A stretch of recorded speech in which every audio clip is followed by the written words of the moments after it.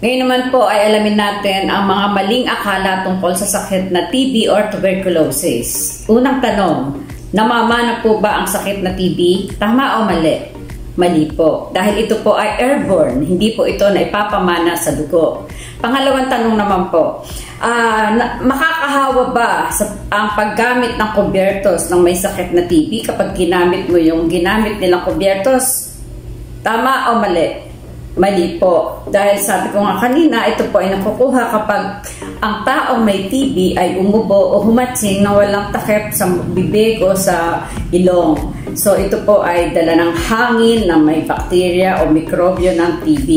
Pangatlong tanong naman po, mga payat lamang ba ang pwedeng magkaroon ng sakit na TB? Mali po. Mataba, payat, mayaman, mahirap, pwede po tayong magkaroon ng sakit na TB dahil kapag humina po ang ating resistensya, maaari dito po tayong makakuha ng mikrobyong ito. Kahit sino, pwede pong magkaroon ng TB. Mas madali po bang tablan ng TB ang taong nagsisigarilyo? Tama, mali. Mga nagsisigarilyo dyan, hello!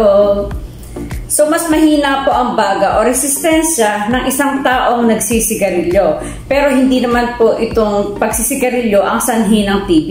Yun po ang paghina ng resistensya. So, hindi pa rin po maganda ang pagsisigarilyo dahil hindi lang naman po yan ay nakakapagbigay din po ng cancer kapag tayo po ay nagsisigarilyo. Nakukuha ba ang TB sa pagpapagod, pagpupuyat o pagkatuyo ng pawis sa likod? Tama, mali. Mali po. Naipapasa po ang sakit na TB sa paglanghap ng hangin na may mikrobyo ng TB.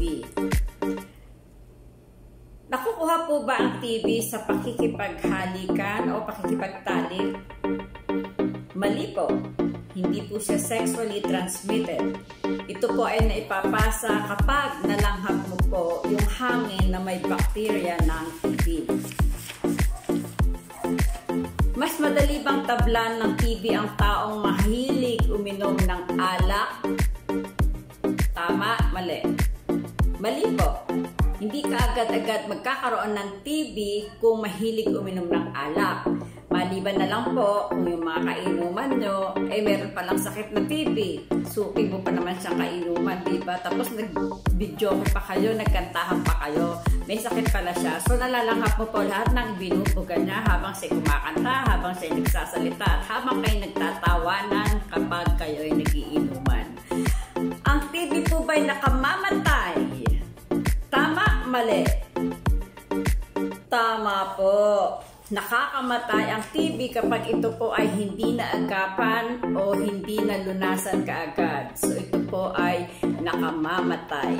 Kaya punta na po kayo sa inyong pinakamalapit na health center sa inyong bayan upang malunasan at maagapan at nang hindi na po lumala na magdamutan pa ng mahigit na 6 na buwan. So tara na po sa ating mga health center.